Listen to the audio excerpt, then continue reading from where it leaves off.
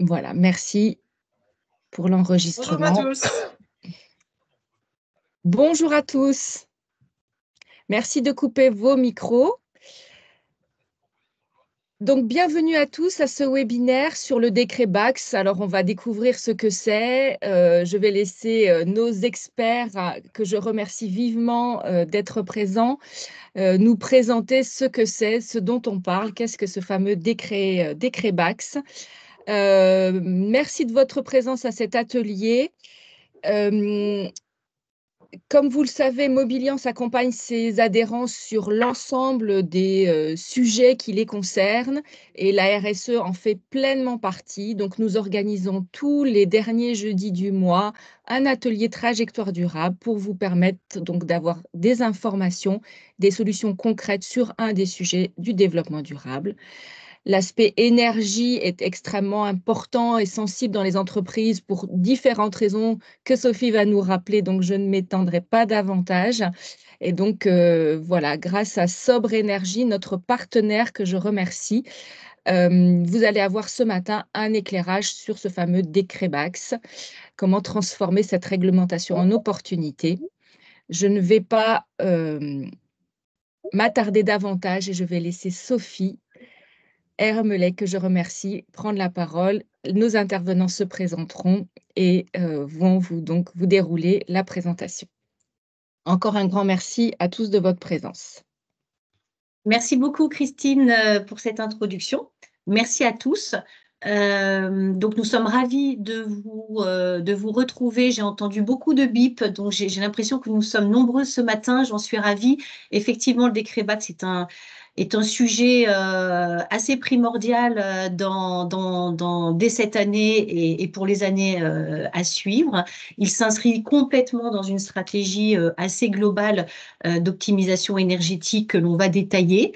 Donc voilà, nous sommes ravis de pouvoir aborder ce sujet avec vous qui nous passionne. Et pour cela, nous sommes effectivement plusieurs ce matin. Donc moi, je suis Sophie Emerlé, je suis directrice commerciale depuis maintenant 3 ans chez Sobre Énergie. Et je suis accompagnée de Thomas et d'Antoine qui vont se présenter. Bonjour à tous, Thomas Mirda, enchanté. Je suis responsable du pôle immobilier chez Sobre Énergie et je m'occupe de piloter l'ensemble des équipes pour la réalisation d'audits énergétiques. Antoine. Oui, bonjour à tous, Antoine Poirier, donc responsable portefeuille client pour la société Économie d'énergie. Voilà, donc je gère des portefeuilles, notamment des clients comme Schneider Electric, pour les accompagner sur la mise en place de subventions pour des travaux de rénovation. Merci. Et puis, nous avons aussi Nathalie Philéas, qui est un peu en back-office et qui est très active sur l'organisation de ce webinaire et qui va pouvoir recueillir l'ensemble de vos questions que l'on vous propose de traiter plutôt à la fin pour avoir une meilleure fluidité de la session, si cela vous convient. Bonjour à tous.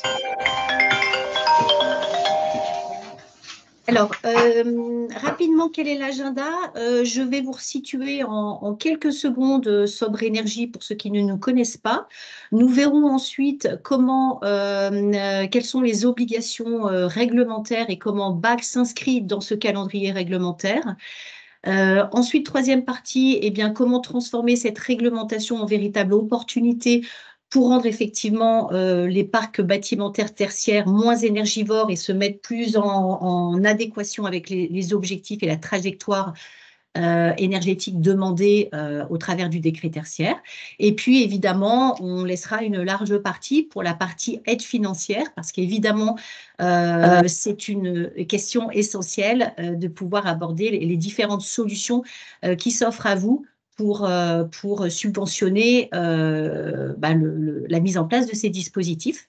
Et puis, eh bien, nous aurons quelques minutes pour avoir une session questions-réponses. J'espère que cet agenda vous convient. Alors rapidement, Sobre Énergie, Donc, nous sommes une filiale de la Banque des dépôts, de la caisse, donc du groupe Caisse des dépôts et du groupe de la Poste immobilière, groupe La Poste, pardon. Ces deux actionnaires sont aussi nos principaux deux gros clients pour Sobre Énergie, puisque nous gérons la plus grande foncière de France, qui est donc celle du groupe La Poste au travers de ses 15 000 sites. Et puis, depuis 2019, nous avons développé un portefeuille de près de 150 clients que nous accompagnons sur différents sujets autour de, effectivement, de leur stratégie énergétique, avec un objectif d'économie d'énergie sur leur parc tertiaire et de décarboner effectivement leur parc d'ici 2050. Alors, pour ce faire, il y a 3 grands leviers. Tout d'abord, il faut une très bonne connaissance des bâtiments. Donc, c'est ce que nous avons au travers des bâtiments de différents types, plateformes logistiques, bureaux, bâtiments de commerce, concessions automobiles, puisque nous travaillons avec un grand nombre de concessionnaires de par notre partenariat avec Mobiliance. Il faut avoir aussi une bonne maîtrise de la data. Les données de consommation sont extrêmement hétérogènes, donc il faut avoir cette capacité d'analyse et puis avoir les experts pour analyser ces datas.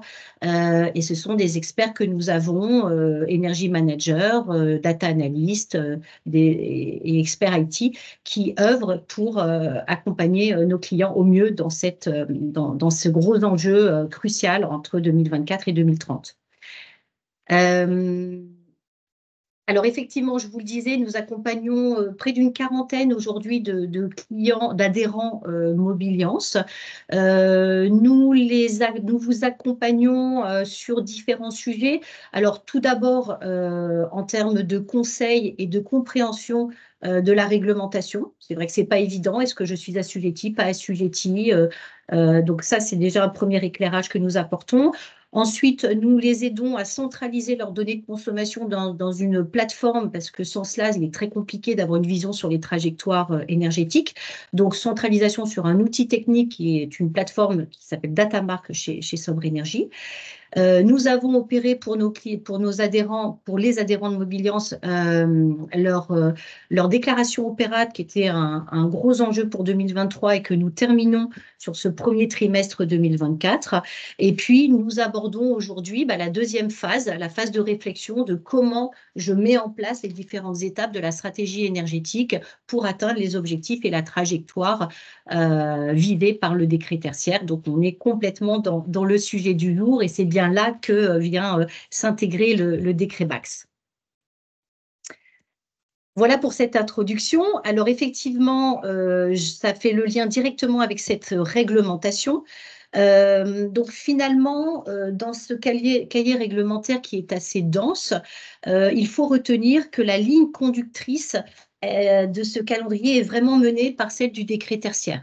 Donc ce décret tertiaire représente finalement la colonne vertébrale autour de laquelle va se construire complètement la stratégie énergétique qui vise la baisse des consommations, puisque, comme vous le savez, l'objectif est de moins 50% d'économie en 2030.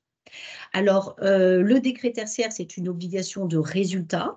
Et puis, pour atteindre ces résultats, eh bien, il y a un certain nombre de lois et de décrets qui ont été proposés, voire imposés, mais néanmoins proposés comme une opportunité et comme des moyens d'atteindre les objectifs du décret tertiaire. Donc, on a la loi LOM, on a la loi APER, qui, elle, travaille plutôt sur des systèmes d'énergie renouvelable et des solutions d'autoconsommation qui vont venir abonder et aider aux économies d'énergie. Et puis, il y a ce fameux décret tertiaire qui prend acte dès 2024. Il faut l'initier dès aujourd'hui avec différentes échéances que l'on va aborder juste dans les slides suivantes. Et finalement, ce décret BACS, c'est un véritable moyen d'atteindre l'objectif. C'est vraiment une opportunité, ce décret BACS, à 3 grands niveaux. Premier niveau, il va être vraiment de pouvoir valoriser le patrimoine immobilier grâce à une meilleure gestion technique du bâtiment, donc à des charges d'exploitation qui vont aussi être revues à la baisse. Donc forcément, le bâtiment devient plus attractif sur le marché. Deuxième grande opportunité et grand intérêt, c'est qu'il va pouvoir permettre, avec donc un système de gestion technique du bâtiment, d'avoir un pilotage à distance du bâtiment et d'avoir un meilleur management du bâtiment et un meilleur suivi des trajectoires lorsqu'on l'associe à une plateforme énergétique. Et puis, dernier grand levier, grand intérêt, c'est d'assurer aux collaborateurs, aux occupants, un meilleur confort puisqu'il va avoir un levier sur l'ensemble des équipements techniques visant une meilleure qualité de vie. Donc, on voit bien que c'est un levier extrêmement important dans l'ensemble du calendrier réglementaire. Alors, finalement, rentrons un peu plus dans le détail. Qu'est-ce que le décret BACS? C'est Building Automation and Control System. C'est donc la mise en place d'un système de gestion technique du bâtiment. Donc, une GTB, alors on va le voir un peu plus tard, mais donc, c'est donc l'obligation d'équiper les bâtiments de systèmes d'automatisation des CVC. Donc, la CVC touche à la climatisation, au chauffage, à la ventilation, mais aussi, en allant un peu plus loin, à l'eau, à l'éclairage, au système de sécurité. Ces GTB ont une obligation d'être intégrés dans les bâtiments, finalement sur les bâtiments tertiaires, que ce soit des bâtiments neufs ou des bâtiments existants. Et puis, ils ont une triple fonctionnalité. Ils doivent permettre de mesurer les données et pouvoir mesurer et piloter les données par zone géographique. Donc ça, c'est tout à fait intéressant. De pouvoir réguler les équipements et pouvoir les réguler à distance selon des calendriers d'occupation, enfin selon un certain nombre de critères qu'on verra plus loin. Et puis, de piloter effectivement à distance pour optimiser les consommations et de lier ça à une plateforme énergétique pour avoir ce suivi et, sur le long terme. Alors, il y a un calendrier réglementaire qui est tout à fait lié aux puissances consommées, en puissance nominative active en kilowattheure consommés. Donc, la première échéance concerne les bâtiments neufs, avec une échéance au 1er avril 2024 pour des bâtiments qui ont une puissance d'équipement supérieure à 70 kW. Deuxième échéance, ça concerne les bâtiments existants et là, on est plus au cœur de nos préoccupations parce que ça concerne une grande majorité de bâtiments. Donc, bâtiments existants dont la puissance est supérieure à 290 kWh. Donc là, l'échéance est au 1er janvier 2025. Et puis, la dernière échéance concerne des bâtiments existants dont la puissance supérieure est à 70 kWh. Il faut avoir aussi en tête que pour être complètement exonéré de la mise en place d'une GTB, il faudrait pouvoir, de la part du propriétaire, montrer qu'un ROI est impossible à atteindre dans les 10 ans. Donc, c'est là le curseur pour pouvoir être exonéré. Mais en fait, on n'y voit pas vraiment d'intérêt de s'exonérer de cette GTB au vu des opportunités et des leviers qu'on a vus précédemment. Alors, il n'y a pas réellement de sanction. Néanmoins, la sanction se fait d'emblée par la facture énergétique et la dévalorisation du patrimoine. Il est demandé néanmoins une inspection obligatoire qui doit être faite par le propriétaire, donc une inspection de sa GTB dans les 2 ans qui suivent l'installation. Donc, un certain nombre de prestataires peuvent remplir cette mission, dont ça. Excuse-moi Sophie, juste Oui. pour un peu plus de précision, je me permets de t'interrompre, même si on avait dit que les questions sont à la fin pour que les gens puissent suivre. Ouais. Est-ce qu'on peut donner une indication sur ce que représentent 70 kW et 290 kW? Je pense en une équivalent peut-être mètre carré pour que nos participants puissent avoir une idée. Oui, alors c'est une très bonne question. Peut-être Thomas, tu as cette précision-là. J'avoue que je ne l'ai pas en mètre carré, ce que ça représente. Difficile pour moi de répondre parce Tu ne que peux que maintenant on a Nathalie. Non, mais ça dépend vraiment des bâtiments, de leur activité, de leur équipement. typologie. Ouais. Forcément, une concession ne consomme pas n'a pas le même besoin énergétique que des bureaux. Et puis, ça dépend aussi de l'âge du bâtiment. Plus il est ancien, a priori, plus son besoin en chauffage et en énergie est important par rapport à des bâtiments plus neufs qui ont des normes et des réglementations beaucoup plus contraignantes. Donc, c'est assez variable, difficile de sortir un indicateur. Donc, il faut vraiment regarder au cas par cas.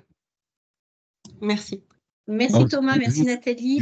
Juste pour une petite info, M. Souris, Renault Trucks, nous, pour information, nos bâtiments, par exemple, là, étant pour 3000 m² couverts sur 1 hectare de terrain, on est à 84 kW, et sur Corbeil, sur 5000 m² couverts de concession, on est à 160 kW. Très bien, ça donne une indication, effectivement. Merci Antoine. Alors, je vois l'heure qui tourne. Donc, il existe différentes GTB.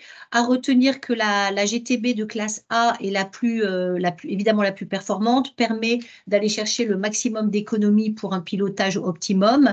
Elle va notamment avoir un champ d'action sur la régulation du chauffage par pièce, la détection d'occupation et les prévisions météo. Et puis, c'est donc celle qui est la plus performante. La classe D n'est pas conforme au décret tertiaire. Je m'appesantis peut-être pas dessus, puisqu'on va revoir dans le détail les éléments. Voilà pour cette première partie. Je donne la main pour une partie plus technique à Thomas, puis à Antoine pour la partie financement. Merci Sophie. Alors, comme on l'a vu, il y a un certain nombre de cadres réglementaires qui est fixé. Maintenant, l'intérêt, c'est de savoir comment cela peut venir être bénéfique sur d'autres sujets.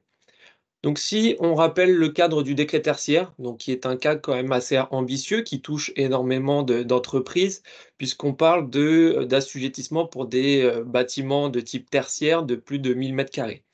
Donc, une fois qu'on a posé ce cadre, vous avez du coup ce calendrier avec un état des lieux qui a été fait en 2022. Donc, l'état des lieux, c'était la déclaration des consommations opérates sur la plateforme avec le choix d'une année de référence. Donc, c'est cette année-là qui va vous permettre de vous comparer pour calculer la performance d'ici 2030, 2040 et 2050.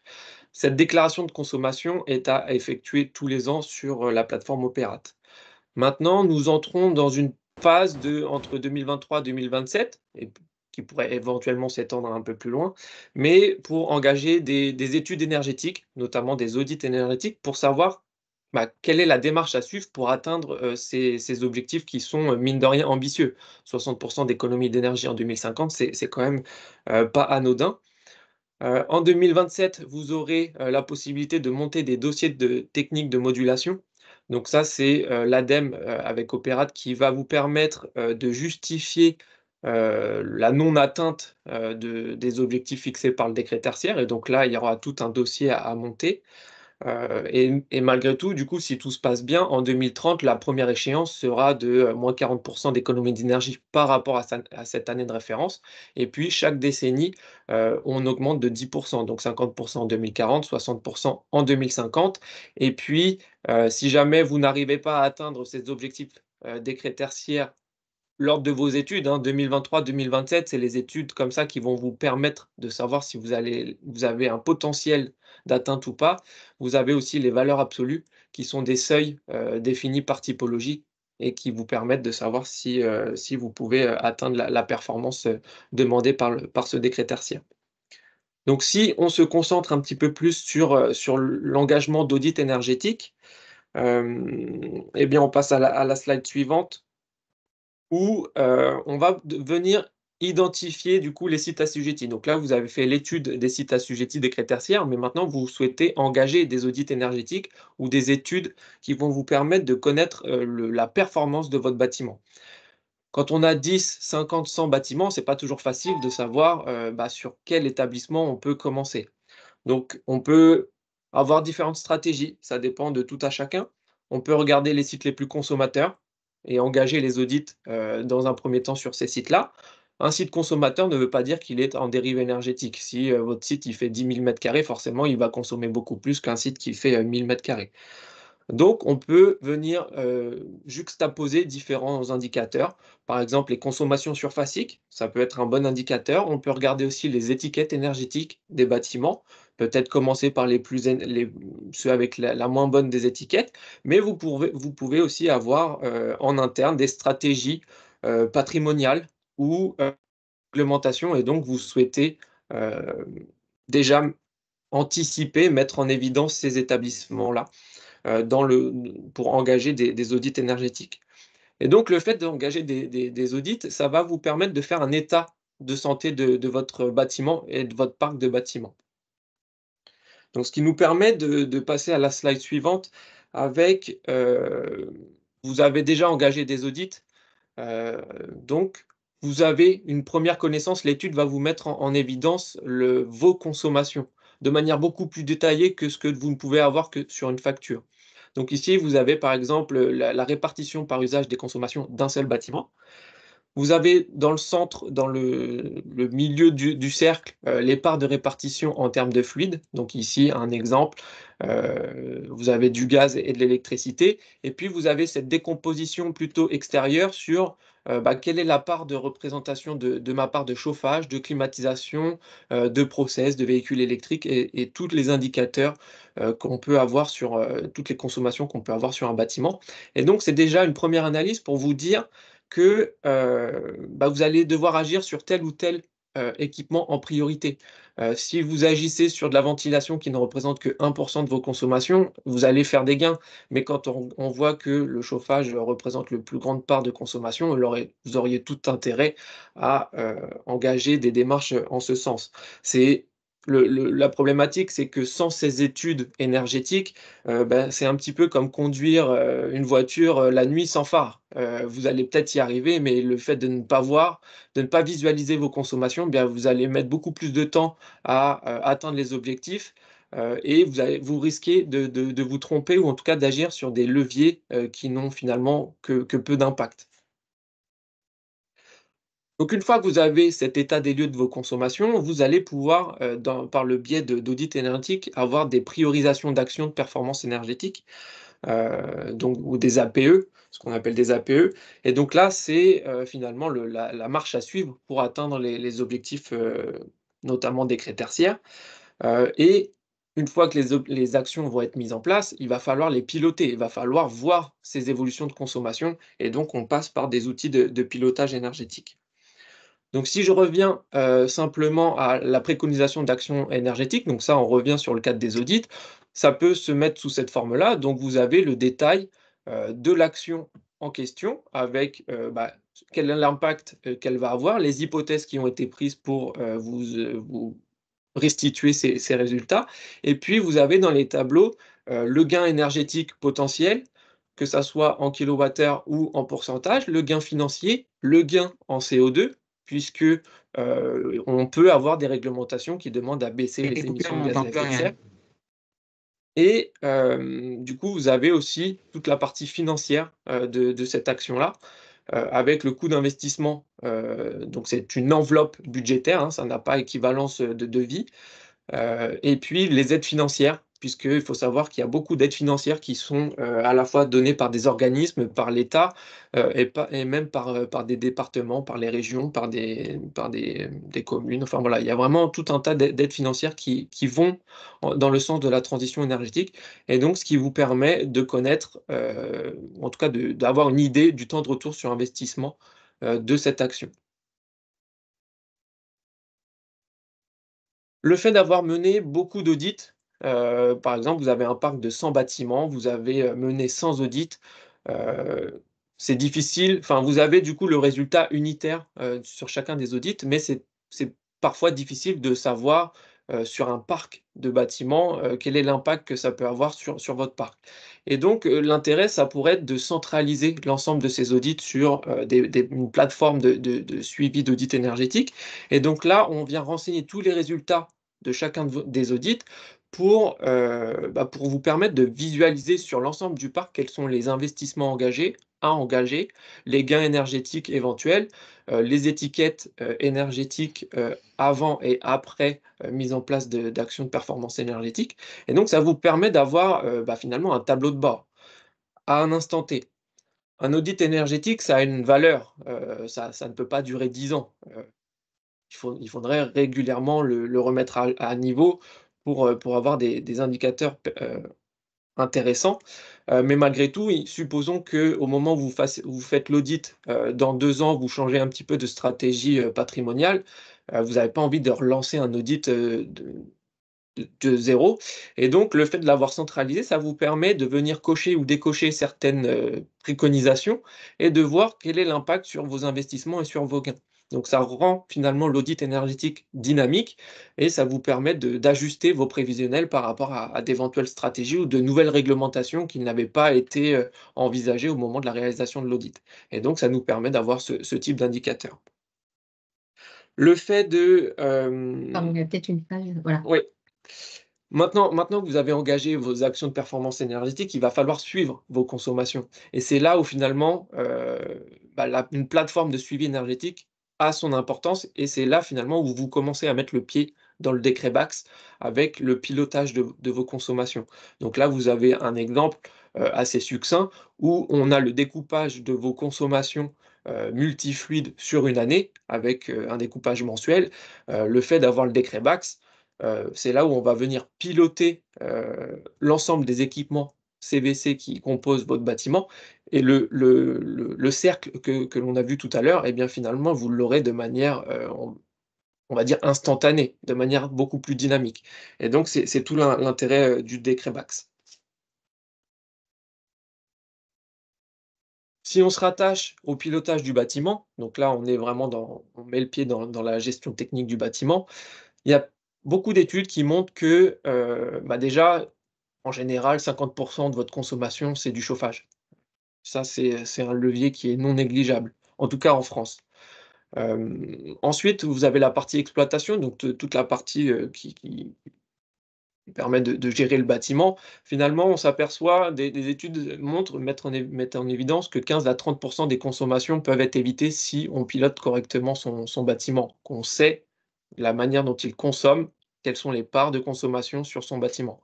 Et malgré tout, ce qu'on s'aperçoit, c'est qu'il y a seulement 6 du parc, français, en termes de bâtiments tertiaires de plus de 1 000 m² qui est équipé, de GTB. Donc, finalement, cette vision, de suivi de consommation, ce qui est finalement assez peu.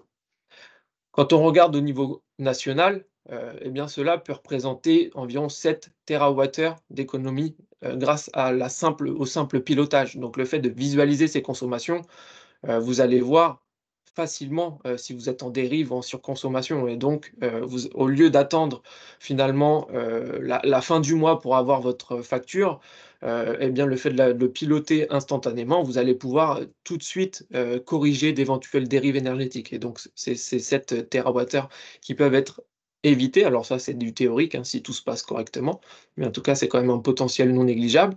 Et puis, si on regarde à un instant T, en période de pointe, ça peut être 6 gigawatts qui peuvent être évités, et donc si je fais le parallèle avec quelque chose qui peut peut-être plus vous parler, puisque tout à l'heure on parlait d'équivalence, et bien c'est, pratiquement 6 réacteurs, nucléaires français qui pourraient, on va dire s'arrêter, ou en tout cas être effacés, si cette demande en puissance n'est pas, est mieux pilotée et du coup n'est pas consommée. Si on s'attarde du coup au décret BACS, comment savoir si on est assujetti? On a déjà vu une part de réponse avec les slides de Sophie, mais globalement, pour faire simple, il faut faire la somme de vos puissances sur le CVC, donc le chauffage, la climatisation, la ventilation, et donc selon les différentes puissances qui ont été évoquées par Sophie, vous savez si vous êtes assujetti ou pas. Donc pour les bâtiments neufs, c'est plus de 290 kilowatts, et ça, c'était à partir de 2021. Pour les bâtiments neufs, qui, à partir de 2024, c'est au-dessus de 70 kilowatts, et maintenant pour les bâtiments existants en 2025, ça va être supérieur à 290 kilowatts, et pour les bâtiments existants, en 2027, ça va être, en 70 kilowatts, et donc on voit que, beaucoup de bâtiments vont être assujettis à ce niveau-là. Vous allez peut-être me poser la question, non, juste avant, Sophie, s'il Oui, te pardon. plaît. Oui. Vous allez peut-être me poser la question, quel est le cas quand j'ai des pompes à chaleur ou des équipements qui sont réversibles? Eh bien, il faut faire à la fois la somme de votre chauffage et la somme de votre pare froid pour l'assujettissement. On l'a évoqué aussi, vous avez des échéances sur les temps de retour sur investissement. De manière simple, si les temps de retour sur investissement sont supérieurs à 10 ans, vous n'êtes pas assujetti. Comme l'a dit Sophie, il n'y a aucun intérêt à ce que vous soyez désassujetti de ça, puisqu'il y a quand même un bénéfice à aller piloter vos consommations de manière précise. Mais en tout cas, le décret le permettrait. Et puis, pour les bâtiments existants, si votre TRI est supérieur à 10 ans sur l'ensemble de vos usages, donc chauffage, ventilation, climatisation, éclairage, eau chaude sanitaire, eh bien, si les temps de retour sur investissement supérieurs à 10 ans ne sont considérés que sur l'éclairage et sur l'eau chaude sanitaire, eh bien, le décret vous demande de vous concentrer sur le CVC. Par contre, si vous avez un temps de retour sur investissement inférieur à 1 an, le décret BACS vous suggère, je ne sais pas s'il vous impose, mais en tout cas fortement recommandé, de piloter l'ensemble de vos consommations, donc chauffage, ventilation, climatisation, éclairage, eau chaude sanitaire. La problématique qu'il pourrait y avoir, c'est aussi l'interfaçage des équipements. Et donc ça, on a le BACnet, et cetera. Et du coup, le BACS, finalement, c'est de la mesure terrain avec des capteurs, l'analyse des consommations, faire de bonnes régulations le plus possible en autonomie, de manière automatisée, ajouter des actionneurs, donc c'est ça qui va venir piloter vos équipements à distance, et la gestion par une interface de vos consommations. Et ça, il va falloir le faire par zone de votre bâtiment, parce que tout le bâtiment ne fonctionne pas de la même manière. Si vous êtes dans un atelier, c'est pas les mêmes régulations que dans des bureaux, et puis selon des pas de temps différents. Et donc le fait de faire ça, ça va vous permettre de détecter des surconsommations et d'agir instantanément et de manière beaucoup plus rapide que d'attendre la fin de l'année pour avoir vos factures. Parce que si vous avez un problème de chauffage et que vous en apercevez en mois d'été, eh ben vous allez encore perdre 6 mois pour corriger cette surconsommation pour attendre la période d'hiver. Et donc ce qui m'amène aux 3 classifications BACS. Donc on l'a vu avec Sophie, vous en avez 4. Vous en avez 3 qui sont conseillés pour le décret BACS. Donc vous avez la catégorie C qui est la moins performante, mais qui répond à la réglementation. Et puis vous avez la classe A et B qui sont beaucoup plus performantes avec des gains attendus beaucoup plus importants et qui en plus de ça font l'objet d'aides financières C2E. Et donc ça permet de faire baisser vos temps de retour sur investissement. Et par rapport à ça, du coup, on a deux cas de figure client. Donc là, on avait une installation GTB pour un bâtiment de concession carrosserie de 4200 m². Et donc, on voit le gain qui a été calculé à environ 9% d'économie d'énergie, avec des gains financiers et CO2 associés. Donc, on était sur une GTB classe A, donc plutôt performante, qui a permis de piloter, en tout cas dans la préconisation, a permis de piloter le chauffage, la ventilation et l'éclairage. Et donc, on a un temps de retour sur investissement de 5 ans avec un investissement de 71 000 € et une aide financière de 45 000 €.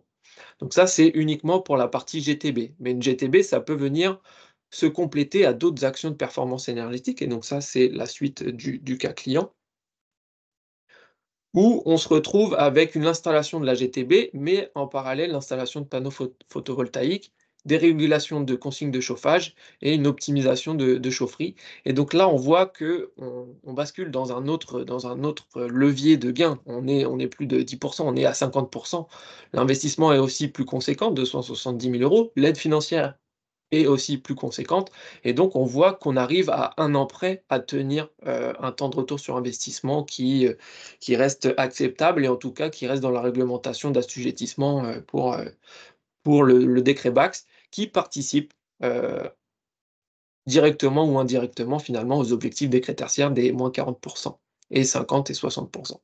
Donc finalement, ce décret BACS peut venir jouer sur plusieurs tableaux et différentes réglementations. Pardon. Et donc maintenant, je vais passer la main à Antoine, qui va vous permettre, qui va vous développer, la partie, des aides financières liées au C2E. Ça. Merci Thomas pour cette transition. Donc effectivement, nous, donc Économie Énergie SAS, nous sommes délégataires C2E sur le marché et on peut vous accompagner pour l'obtention justement de subventions, de primes C2E euh, qui sont liées en fait aux travaux de rénovation énergétique que vous allez faire dans vos bâtiments. Donc très rapidement pour présenter notre société, nous on a plus de 13 ans d'expérience dans le domaine des C2E. Ça représente plus de 2 millions de travaux accompagnés depuis notre existence, à peu près 1,5 milliard d'euros de primes versées, 350 collaborateurs. Voilà, c'est une grosse boîte en pleine croissance. Et on a deux activités principales, donc ce qu'on appelle le service aux obligés. On va travailler en fait pour le compte des pollueurs, donc distributeurs et producteurs d'énergie, EDF, Total, Engie, Avia, etc. On va en fait gérer leur programme C2E pour leur compte. Et on a une deuxième activité, la valorisation et la vente de C2E en un autre nom. Et c'est sur cette activité-là qu'on peut vous accompagner, vous en tant que professionnel ou client finaux, à l'obtention de primes C2E.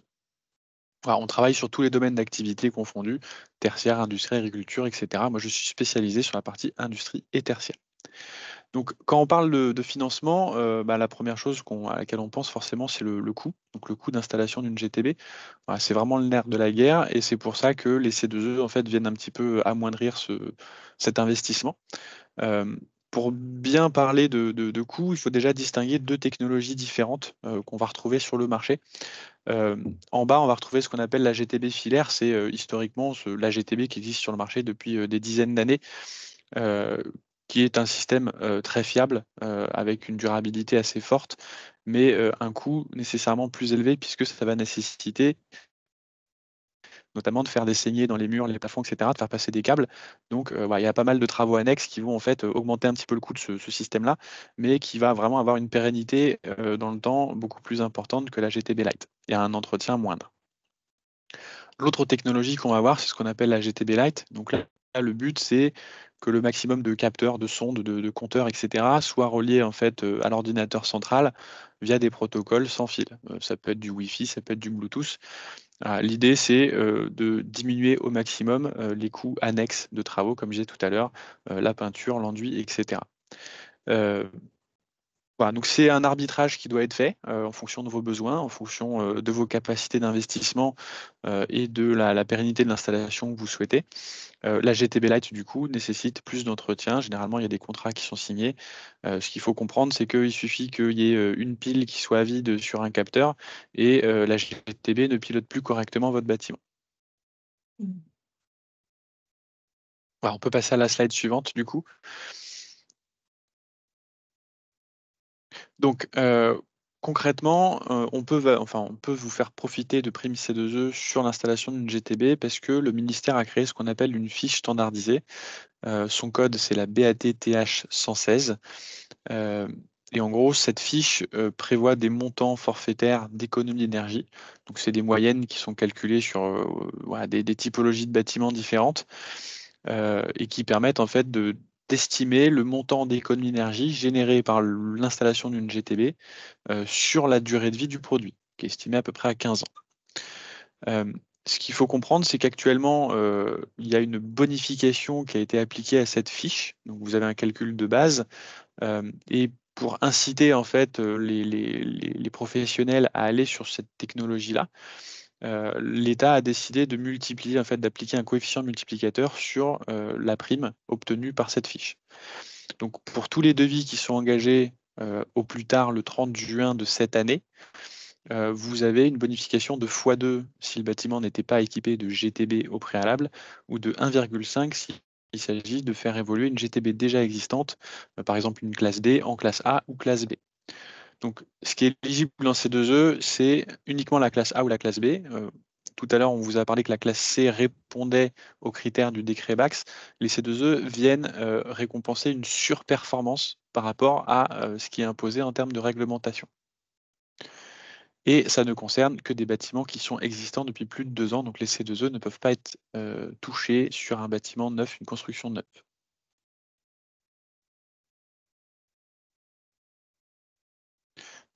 Alors, toucher une prime C2E, ce n'est pas forcément très facile. L'idée, c'est qu'il y a des critères d'éligibilité à respecter. vous avez des critères techniques et des critères administratifs. On a retenu quelques critères les plus importants. Dans un premier temps, l'usage chauffage est obligatoire. C'est-à-dire que pour pouvoir valoriser votre GTB via les C2E, il faut au minimum qu'elle pilote le chauffage. Voilà, c'est normal puisque ça représente à peu près la moitié de la consommation énergétique du bâtiment. Donc vraiment, le but de l'administration, c'est de vous orienter sur la régulation du chauffage dans un premier temps. À ça, vous pouvez rajouter d'autres usages, le refroidissement, climatisation, ECS et les auxiliaires, notamment les groupes de sécurité. Comme je disais, la GTB doit répondre à la classe A ou à la classe B selon la norme en vigueur actuellement. Le simple raccordement d'un bâtiment à une GTB qui serait déjà existante et fonctionnelle sur un autre bâtiment n'est pas éligible. Donc c'est bien la mise en place d'un système centralisé sur le bâtiment avec tout ce qui va bien, les sondes, les compteurs, les capteurs et le système de régulation centralisé. Le devis des travaux doit être signé avant le 1er janvier 2025. Ça, c'est très important puisque la fiche C2E est prévue pour être supprimée à la fin de l'année. Donc, en gros, vous avez une bonification jusqu'à la moitié de l'année et la prime C2E qui est disponible jusqu'à la fin de l'année. Au-delà, pour l'instant, on n'a pas de garantie de maintien de la fiche. Et donc, on ne sait pas si vous pourrez toucher une prime au-delà de 2024. Donc, vous avez vraiment une réflexion rapide à porter là-dessus pour profiter en fait de ces aides financières avant qu'elles se terminent. Et si la GTB existante, dont j'en parlais tout à l'heure, donc si vous êtes sur un cas de migration, il faut que la classe de la GTB soit inférieure à B et que vous la passiez en A ou B minimum. Comment la prime, elle se calcule? Vous avez plusieurs critères en fait qui vont nous permettre d'identifier le montant d'économie d'énergie. D'une part, la zone climatique, H1, H2, H3, le secteur d'activité, que ce soit des bureaux, des écoles, des commerces ou de la santé. Les usages de la GTB, j'en parlais tout à l'heure, chauffage, climatisation, etc. La surface qui est pilotée en mètres carrés pour chaque usage, la classe de la GTB existante et la classe de la GTB installée. Avec tous ces critères-là, on est en mesure de vous calculer une prime C2E, donc une subvention, qui viendra en fait réduire le temps de retour sur investissement pour les travaux.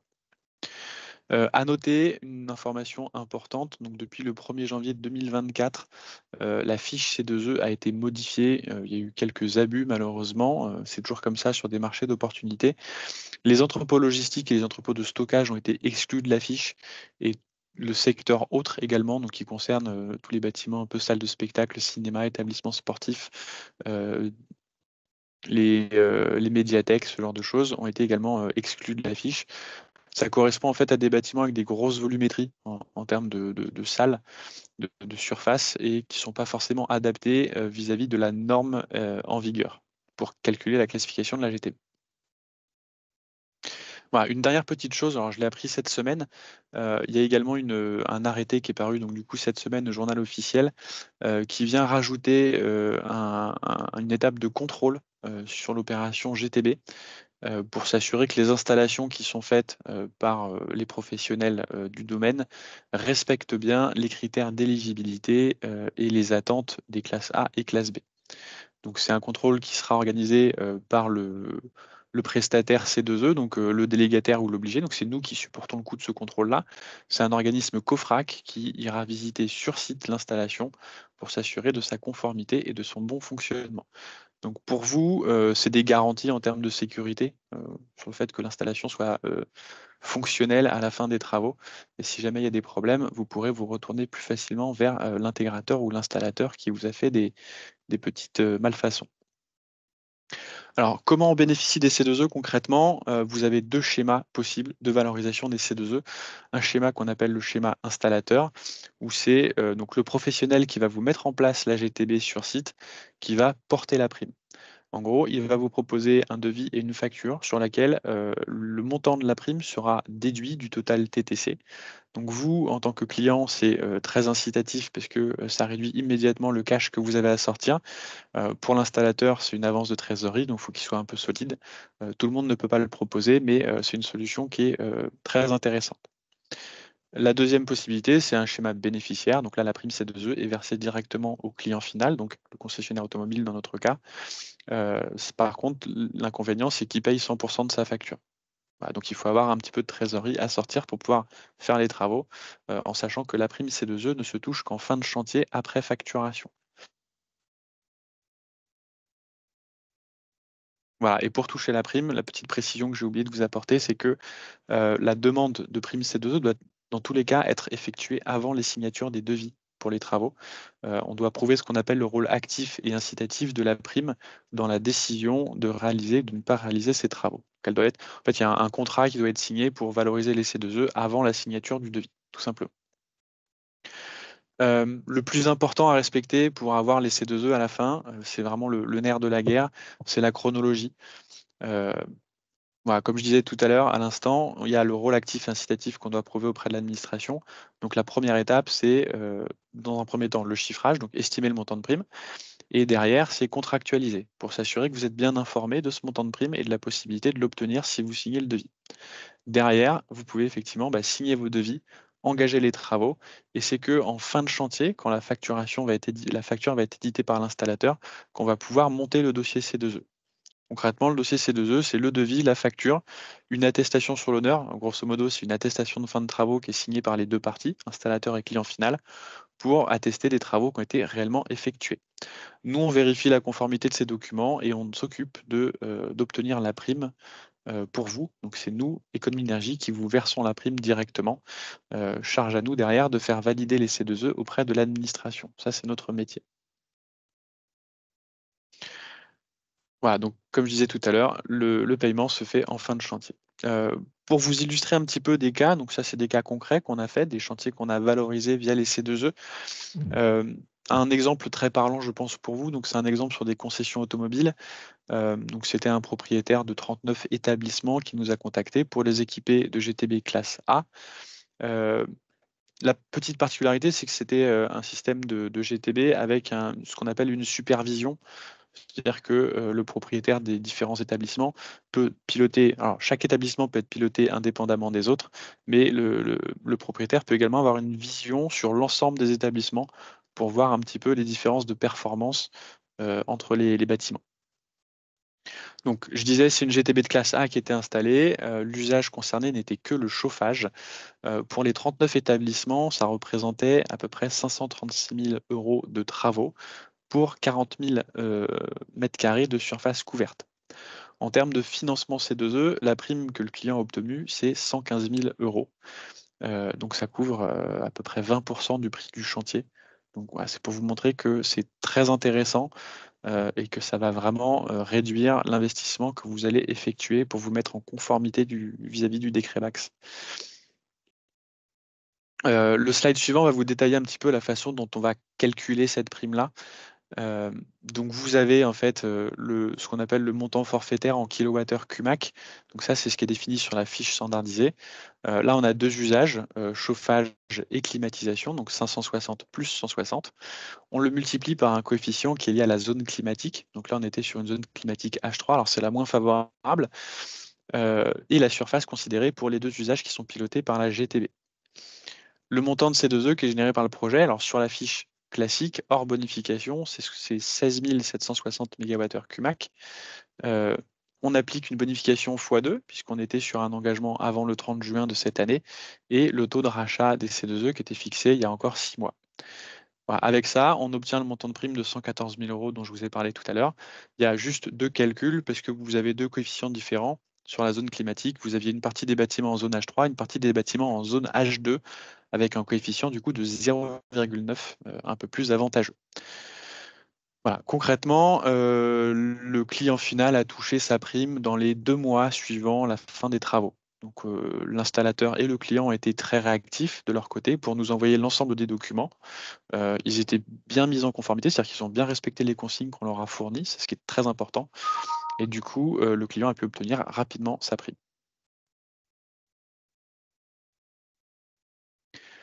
Un deuxième exemple, pour vous montrer que les primes C2E peuvent concerner différents usages. Si on part sur un bureau, on était sur une GTB de classe B qui a été installée, qui pilotait 3 usages, chauffage, climatisation et éclairage, pour à peu près 18 000 mètres carrés. Ça représentait 320 000 € de coûts de travaux pour 130 000 € de primes C2E obtenues.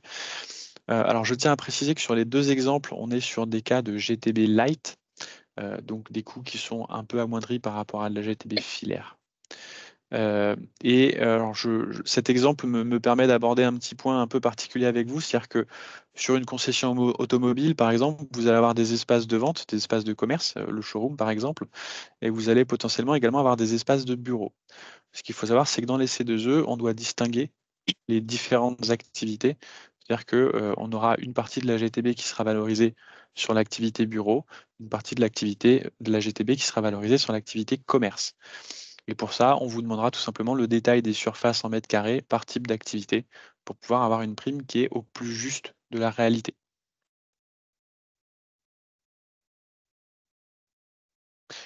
Et un petit peu comme Thomas l'a rappelé tout à l'heure, ce qu'il ne faut pas oublier, c'est que là, on parle de C2E sur la GTB. La GTB vient piloter différents organes, notamment de production d'énergie, de chaud, de froid, de ventilation, des systèmes de déstratification d'air. Ce qu'il faut comprendre, c'est que la prime C2E ne traite pas que de la GTB. C'est-à-dire qu'il y a plus de 60 travaux différents qui sont éligibles sur le secteur tertiaire au C2E. Tous les travaux que je vous ai mis dans la liste là sont éligibles au C2E. Et en fait, quand vous allez installer une GTB, vous avez effectivement tout intérêt, comme le disait Thomas, à étudier la faisabilité de remplacer également la chaudière par une pompe à chaleur, parce que les gains énergétiques que vous allez faire sont très conséquents et vous avez également des subventions C2E à récupérer là-dessus.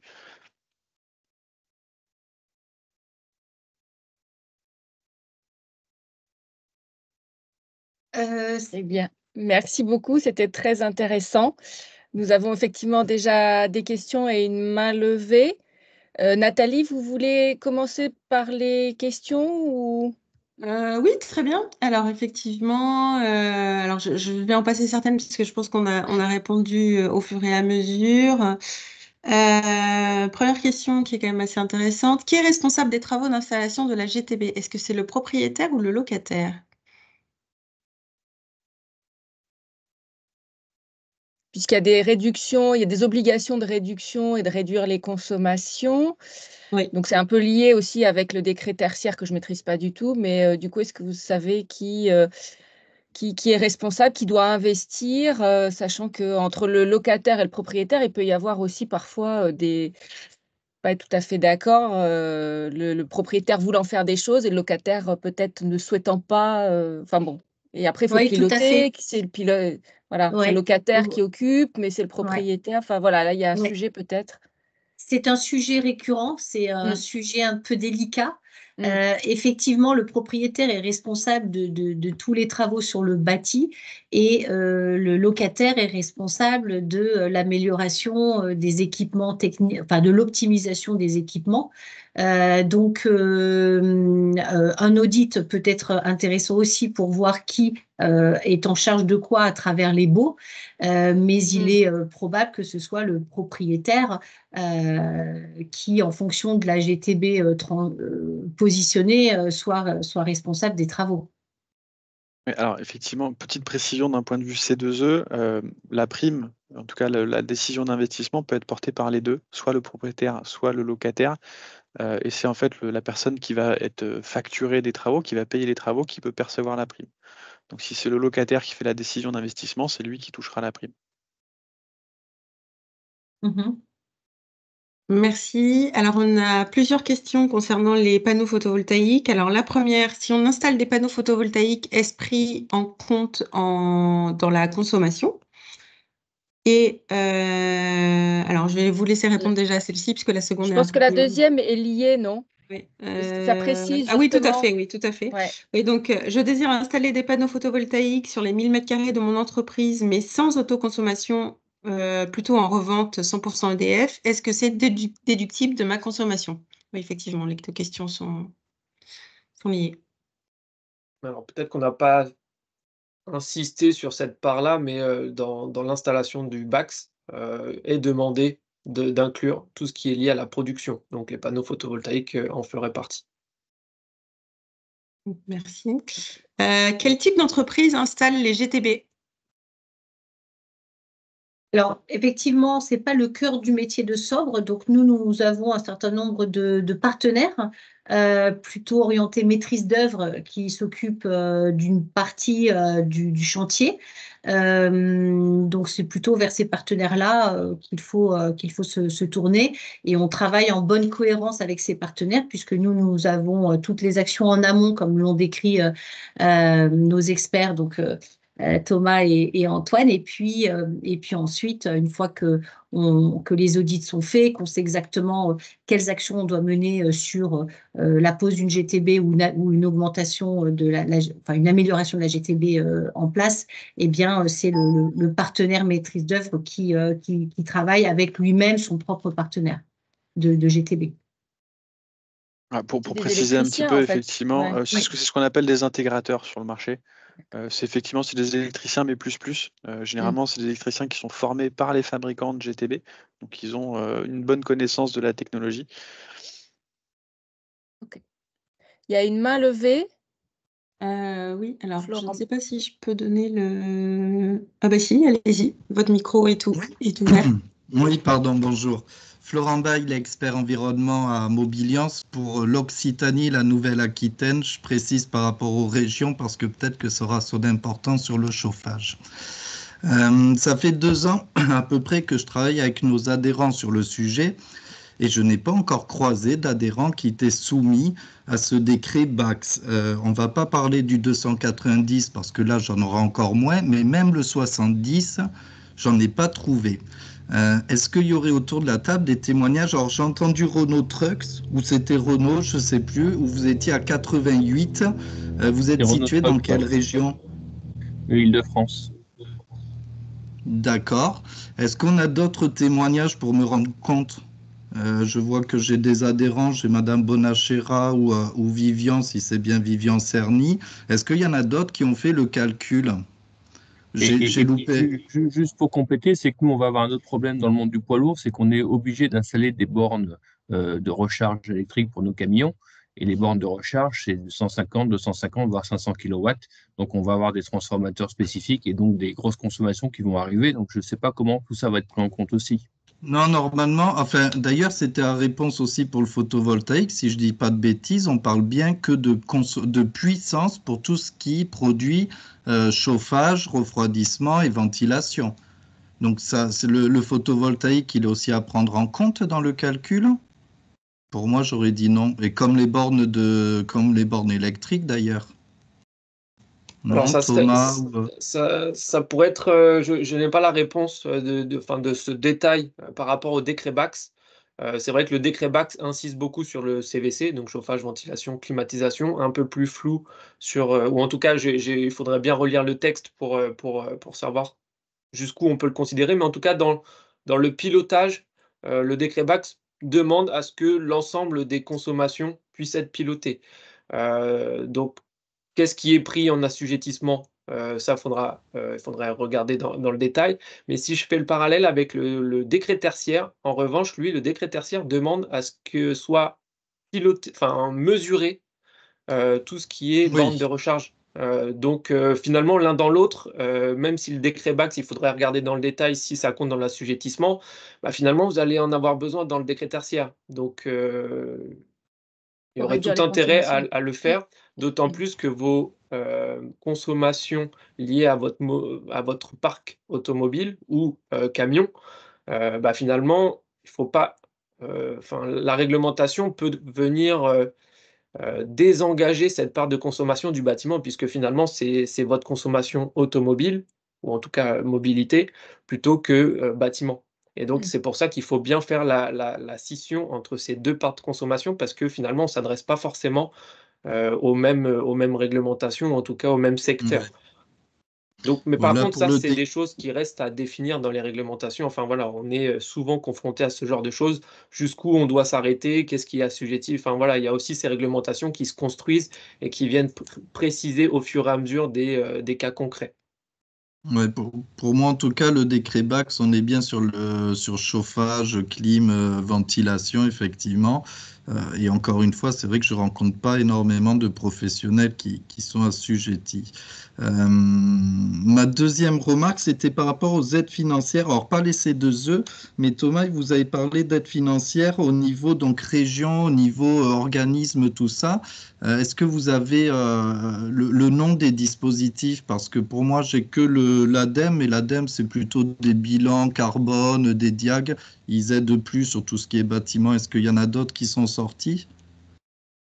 Alors, celui que nous utilisons le plus, c'est les C2E, certificats d'économie Oui. d'énergie.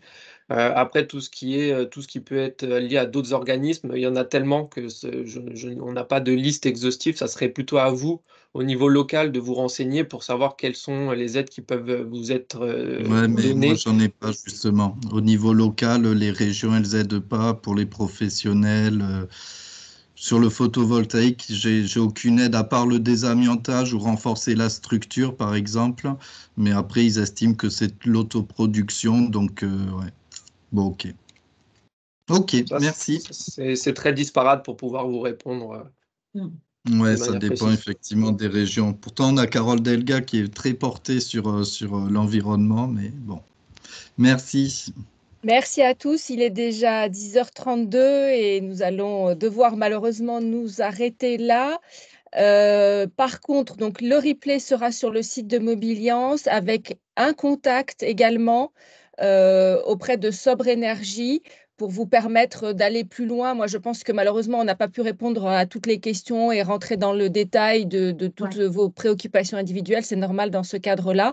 Toutefois, je pense que vous avez pu vous rendre compte que auprès de Sobre Énergie, vous pouvez avoir beaucoup de réponses et un accompagnement très précis sur le pilotage justement de vos consommations, sur le décret tertiaire, sur le décret BAX et avec économie d'énergie sur la partie C2E. Voilà, j'espère que cela pourra vous être utile pour la suite. N'hésitez pas à les contacter. Je ne sais pas si vous y avez vos coordonnées qui sont, vous avez un slide qui est prévu, Sophie, après ça. Voilà, si jamais vous voulez d'ores et déjà oui. voilà, J'ai noter. indiqué dans la conversation le Super. mail effectivement de Charlotte qui pourra redistribuer en fonction à Sophie, Antoine ou Thomas sur des questions un peu plus Voilà. spécifiques. Exactement. Et donc, on mettra également donc, votre livre blanc sur le décret BAX en téléchargement. Et également, il y aura un diaporama, alors qui sera peut-être un peu plus simple par rapport à celui-ci.